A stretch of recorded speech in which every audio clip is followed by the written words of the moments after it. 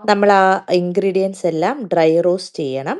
ആദ്യമായിട്ട് ഹോൾ മല്ലി, വറ്റൽമുളക്, പിന്നെ പട്ട, ഗ്രാമ്പൂ, ഏലയ്ക്ക അതെല്ലാം ഡ്രൈ റോസ്റ്റ് ചെയ്ത് നല്ലതായിട്ട് പൊടിച്ചെടുക്കുക.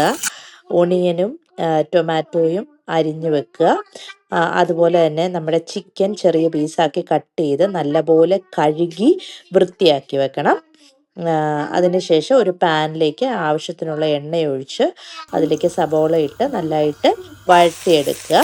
അതിലേക്ക് ഉപ്പ് ചേർക്കുക. പെട്ടെന്ന് സബോള വഴന്ന് കിട്ടും. അതിന് ശേഷം ഇഞ്ചി വെളുത്തുള്ളി പേസ്റ്റ് ചേർക്കുക. അത് ഇഞ്ചി വെളുത്തുള്ളി പേസ്റ്റ് ഇട്ട് സബോള നന്നായിട്ട് വഴന്നതിന് ശേഷം അതിൻ്റെ കൂട്ടത്തിൽ തക്കാളി കൂടി ചേർക്കുക. തക്കാളി ചേർത്ത് നല്ലപോലെ വഴറ്റുക.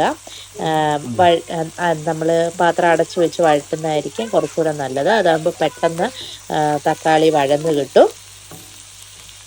നല്ലതായിട്ട് വഴന്നതിന് ശേഷം നമുക്ക് പൊടികൾ ചേർക്കാവുന്നതാണ്. പക്ഷേ ഈ ചിക്കൻ ചുക്കയിൽ നമ്മൾ ആദ്യമേ ഇനിയിപ്പം വഴന്നതിന് ശേഷം ചിക്കൻ ആഡ് ചെയ്യും. അതിൻ്റെ കൂട്ടത്തിൽ ഇച്ചിരി മുളക് പൊടിയും മഞ്ഞൾപ്പൊടിയും മാത്രമേ ആഡ് ചെയ്യുള്ളൂ. കാരണം നമ്മൾ മറ്റേ പൊടികളെല്ലാം ഡ്രൈ റോസ്റ്റ് ചെയ്ത് വെച്ചിട്ടുണ്ടല്ലോ. അപ്പം ചിക്കൻ ഒന്ന് തിള വന്നതിന് ശേഷം ആ ഡ്രൈ റോസ്റ്റ് ചെയ്ത് പൊടിച്ച് വെച്ചിരിക്കുന്ന പൊടികൾ നമ്മൾ ഇതിലേക്ക് ആഡ് ചെയ്യുന്നതായിരിക്കും. ഇങ്ങനെ ചെറിയ പീസായിട്ട് കട്ട് ചെയ്ത ചിക്കൻ ഇതിലേക്കിട്ട് നല്ലതായിട്ട് വെള്ളം കളഞ്ഞ് വാർന്ന് വെച്ചിരിക്കുന്നതാണ് ഈ ചിക്കന്. അതിലേക്കിട്ട് നല്ലപോലെ ഇളക്കി യോജിപ്പിക്കണം.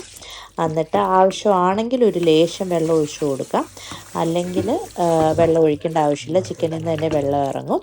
ഞാൻ പറഞ്ഞ പോലെ തന്നെ ഇച്ചിരി മഞ്ഞൾപ്പൊടിയും ഇച്ചിരി മുളക് പൊടിയും നമുക്ക് ഇതിലേക്ക് ആഡ് ചെയ്യാം. 1/2 ടീസ്പൂൺ മഞ്ഞൾപ്പൊടിയും 1 ടീസ്പൂൺ മുളക് പൊടിയാണ് നമ്മളിവിടെ ആഡ് ചെയ്യുന്നത്. ഇപ്പം നമുക്കൊരിച്ചിരി ഉപ്പും കൂടെ ആഡ് ചെയ്യാം. കാരണം നമ്മൾ ആദ്യമേ സവോളയിൽ മാത്രം ഉപ്പ് ആഡ് ചെയ്തിരുന്നുള്ളൂ. ഇത് ആഡ് ചെയ്യുന്ന കൂട്ടത്തിൽ കുറച്ച് ഉപ്പും കൂടെ ആഡ് ചെയ്ത് നമുക്ക് നല്ലതായിട്ട് ഇളക്കി വെക്കാം. നമുക്കൊന്ന് തിള വരുന്നിടം വരെ വെയിറ്റ് ചെയ്യാം. നല്ലതായിട്ട് തിളച്ച് വരുന്നുണ്ട്. അതിലേക്ക് നമുക്ക് ആ ഡ്രൈ റോസ്റ്റ് ചെയ്ത് പൊടിച്ച് വെച്ചിരിക്കുന്ന നമ്മുടെ മസാല ആഡ് ചെയ്യാം.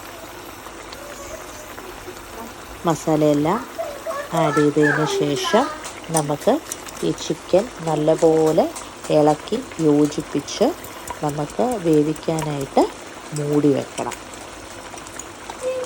മൂടി വെച്ച് ചിക്കൻ്റെ വെള്ളം ഇറങ്ങുമ്പോൾ ലേശം വെള്ളം കൂടുതലുണ്ടെങ്കിൽ ഫുൾ ഫ്ലെയിമിലിട്ട് കുറച്ച് വെള്ളം പറ്റാനായിട്ട് നമ്മൾ വെയിറ്റ് ചെയ്യണം.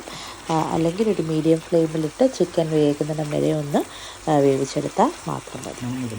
അത് കഴിയുമ്പോഴത്തേക്കിനും നമ്മുടെ നല്ലൊരു അതിൻ്റെ പച്ച നിറമെല്ലാം മാറി നല്ലൊരു ഗ്രേവി പരണ്ട ഒരു ഫോമിലാണ് നമ്മളെടുത്ത്. കുറച്ചുകൂടെ ഡ്രൈ ആയിട്ട് വേണമെങ്കിലും നിങ്ങൾക്ക് ഇത് ട്രൈ ചെയ്യാവുന്നതാണ്. ചപ്പാത്തിയുടെ കൂടെയും ചോറിൻ്റെ കൂടെയും എല്ലാത്തിൻ്റെയും കൂടെ നല്ലൊരു റെസിപ്പിയാണ്.